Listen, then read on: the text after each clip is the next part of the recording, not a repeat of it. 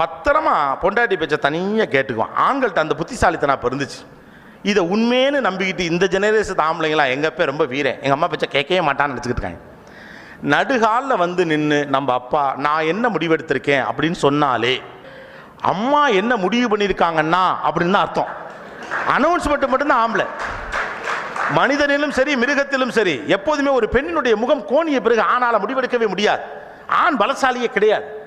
சும்மா அவனுக்கு அப்படி ஒரு மாதிரி கிங்குன்னு ஒரு ஷேப்பை கொடுத்து வச்சிருக்காங்க சமூக பார்வைக்காக.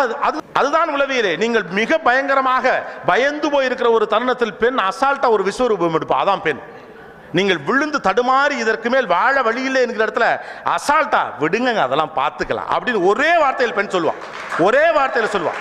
10 நாள் இரவு தூங்காமல் 2 சனிக்கிழமை சாயந்தரங்களில் நீங்கள் சந்தித்த நண்பர்களோடு தீர்வு ஒற்றை வார்த்தையில் கிடைக்கும். பெண்ணுக்கு அந்த பவர் இருக்கு. Women has that power. பெண்ணுக்கு அந்த பவர்.